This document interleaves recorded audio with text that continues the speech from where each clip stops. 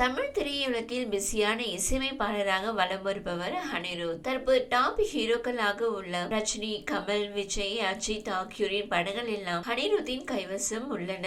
அடுத்த ஆண்டு ஜனவரி மாதத்தில் இருந்தே அனிருத்தின் வேட்டை ஆரம்பமாக உள்ளது. முதல் படமாக நடிகர் அஜித்தின் விடாமுயற்சி ரிலீஸ் ஆக உள்ளது. மகள் திருமேனி இயக்கிய இப்படம் வருகிற பொங்கல் பண்டிகைக்கு திரைக்கு வர உள்ளது. இதைத் தொடர்ந்து ரஜினிகாந்தின் கூலி திரைப்படத்தில் பணியாற்றி வருகிறார். லோகேஷ் கனகராஜ் இயக்கத்தில் உருவாக்கி இருக்கும் அப்படம் அடுத்த ஆண்டு கோடை விடுமுறையில் ரிலீஸ் ஆகிறது.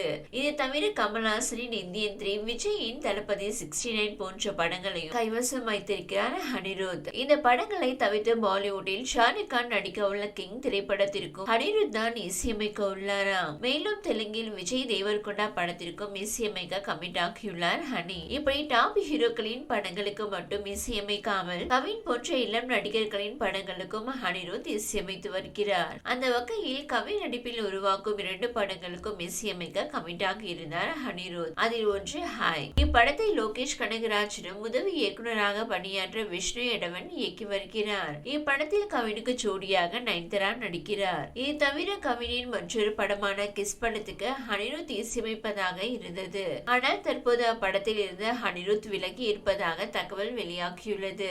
அனிருத் தற்போது ஒரு படத்திற்கு ரூபாய் 15 கோடி சம்பளமாக வாங்கி வருகிறாராம். ஆனால் கிஸ் படத்தின் மொத்த பட்ஜெட்டை மிகவும் கம்மிதானாம். கேட்ட சம்பளம் கிடைக்காததால் அனிருத் அப்படத்தில் இருந்து விலகியதாகவும் அவருக்கு பதில் வேறு ஒரு இசையமைப்பாளர் இசையமைத்து வருவதாக தகவல்கள் தெரிவிக்கின்றன. நடிகர் கவின் விஜய் டிவியின் பிக் பாஸ் நிகழ்ச்சி மூலம் ஏராளமான ரசிகர்களை கவர்ந்தவர். இந்த நிகழ்ச்சி இவருக்கு மிகப்பெரிய ரசிகர்கள் வட்டத்தை மட்டுமில்லாமல் பட வாய்ப்புகளையும் பெற்று தந்து வருகிறது.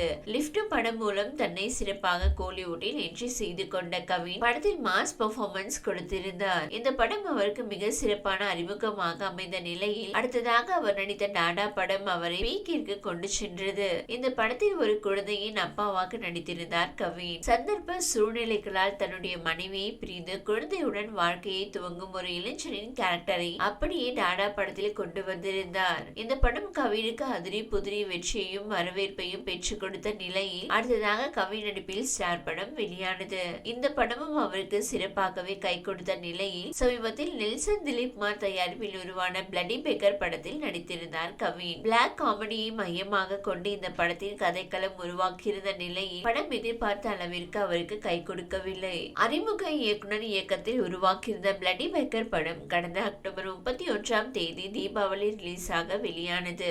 அமரன், பிரதர், லக்கி பாஸ்கர் படங்களுடன் போட்டி போட்டு இந்த படம் அதில் வெற்றி பெற முடியவில்லை. இந்நிலையில் தற்போது சதீஷ் மாஸ்டர் இயக்கத்தில் கிஸ் படத்தில் நடித்து வருகிறார் கவின். பிளடி பேக்கர் படத்தில் மோசமான தோல்வியை பெற்றுள்ள கவின் தன்னுடைய அடுத்த படத்தை மிக சிறப்பாக ரசிகர்களை கவரும் வகையில் கொடுக்க வேண்டும் என்பதில் தீவிரம் காட்டி வருகிறார். தற்போது கிஸ் படத்தின் ஷூட்டிங் விறுவிறுப்பாக நடந்து வரும் நிலையில் ரசிகர்களின் நாடி துடிப்பை உணர்ந்து இந்த படத்தை கொடுக்க அவர் திட்டமிட்டுள்ளார். இயக்குனர் சதீஷ் மாஸ்டருடன் இணைந்து இதை செயல்படுத்தவும் முனைந்து வருகிறார் கவின். அடுத்தடுத்து கவின் நடிப்பில் கிஸ், மாஸ்க், ஹாய் என 3 படங்கள் உருவாகி வருகின்றன.